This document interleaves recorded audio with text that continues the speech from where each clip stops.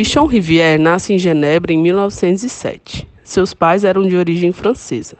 Quando tinha apenas 3 anos de idade, sua família mudou-se para a região do Nordeste, da Argentina, onde passou toda a sua infância e adolescência. Com 18 anos, foi para Rosário e posteriormente para Buenos Aires, onde estudou medicina e se especializou em psiquiatria. Pichon foi pioneiro na prática psiquiátrica na Argentina e sua experiência de trabalho lhe permitiu perceber que os loucos eram indivíduos sofredores, marginalizados pela sociedade.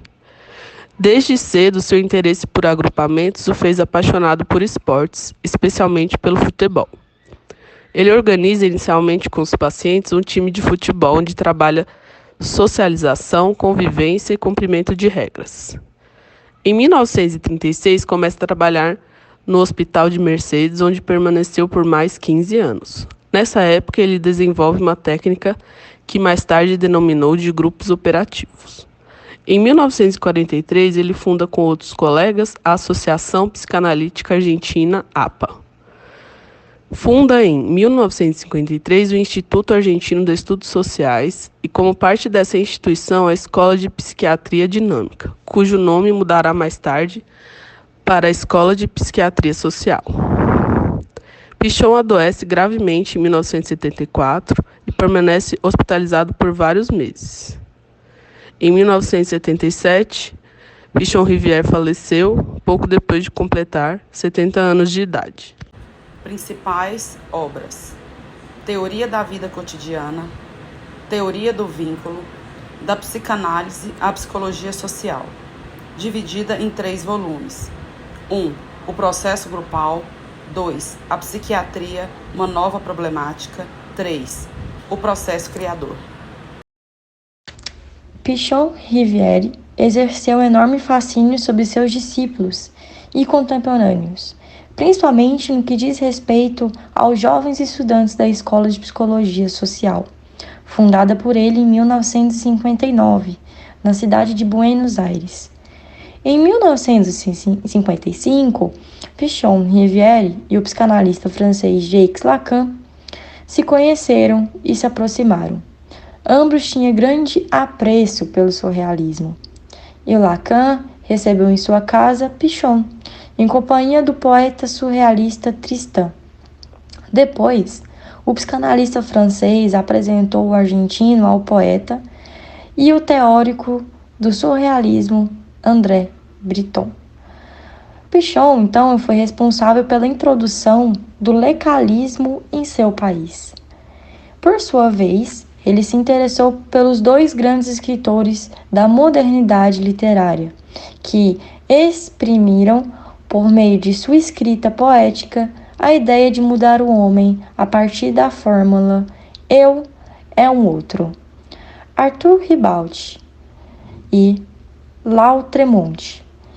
Interessando-se tanto pela medicina como pela poesia e pela política, os trabalhos de Pichon contribuíram para estabelecer uma ligação entre as 2 vias de implantação da psicanálise na Argentina: a via literária, que é a cultura e educação, e a vida terapêutica, psicologia e psiquiátrica. Podemos dizer, então, que as bases teóricas que fundaram a técnica de grupo operativo possibilitaram múltiplas ações em saúde, ensino, trabalho e especialmente na pesquisa, como estratégia de coleta de dados na investigação qualitativa.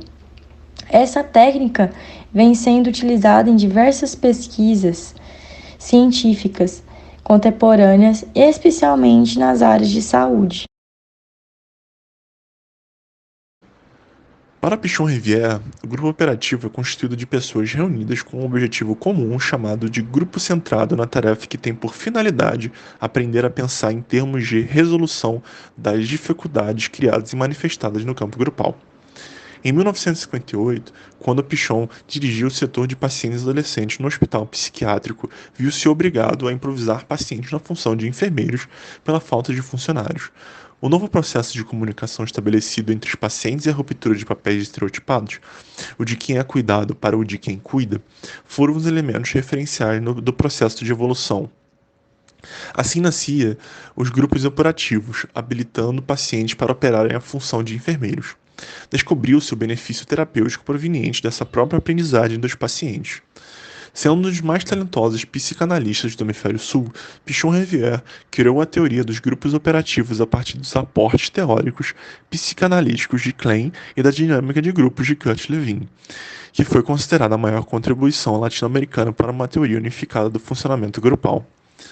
Segundo Pichon-Rivière, entende-se por grupo um conjunto de pessoas movidas por necessidades semelhantes e que se unem em torno de uma tarefa específica, um objetivo mútuo, onde cada participante é diferente e exercita sua fala, sua opinião, seu silêncio, defendendo seu ponto de vista. E neste grupo, o indivíduo constrói sua identidade, introjetando o outro dentro de si. Assim, o sujeito constrói sua identidade na sua relação com o outro, estando povoado de outros grupos internos, de forma que todos os integrantes do nosso mundo interno estão presentes em nossas ações. Para Pichon, a mudança, que é o objetivo primordial de todo grupo operativo, envolve todo um processo gradativo, no qual os integrantes do grupo passam a assumir diferentes papéis e posições frente à tarefa grupal. O grupo operativo deve ser dinâmico, permitir fluir a interação e a comunicação, alimentando o pensamento e a criatividade, reflexivo, a reflexão sobre o próprio processo grupal é uma parte da tarefa, e democrático, o grupo tem autonomia, sendo que o vínculo, processo motivado que tem direção e sentido, isto é, tem um porquê e um para quê, mútua representação interna, e a tarefa polo norteador de conduta. São os princípios organizadores de um grupo operativo. A técnica de grupo operativo propõe a presença e intervenção de um coordenador que indaga e problematiza, estabelecendo algumas articulações entre as falas e os integrantes, sempre direcionando o grupo para a tarefa comum.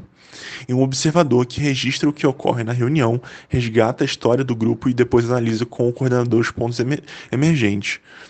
O movimento do grupo em torno da tarefa e os papéis desempenhados pelos integrantes. O momento da pré-tarefa é caracterizado pela resistência dos integrantes do grupo ao contato com outros e consigo mesmo, na medida em que o grupo gera ansiedade e medo de perder o próprio referencial, de se deparar com algo que possa surpreender e, por sua vez, suspender as suas velhas e cômodas certezas acerca de si e do mundo. A partir do momento em que é possível elaborar as necessidades básicas, romper com as estereotipias, abrir-se para o novo e o desconhecido, pode-se dizer que o grupo está na tarefa. A tarefa é a trajetória que o grupo percorre para atingir seus objetivos. Ela está relacionada ao modo como cada integrante interage a partir de suas próprias necessidades. Compartilhar essas necessidades em torno dos objetivos comuns do grupo pressupõe flexibilidade e perspectiva de abertura para o novo. Quando o grupo aprende a problematizar as dificuldades que emergem no momento da realização de seus objetivos, podemos dizer que ele entrou em tarefa, pois a elaboração de um projeto comum já é possível e este grupo passa a operar um processo de mudanças. Em relação aos papéis do grupo, podemos dizer que alguns são fixos, como o papel do coordenador e do observador, enquanto outros emergem no decorrer do processo, articulando-se com as necessidades e com as expectativas tanto individuais quanto grupais. As finalidades e propósitos dos grupos operativos podem ser resumidos dizendo que sua atividade está sendo centrada na mobilização de estruturas estereotipadas por causa do montante de ansiedade despertada por toda a mudança. Ansiedade depressiva pelo abandono do vínculo anterior e ansiedade paranoide criada pelo novo e pela consequente insegurança.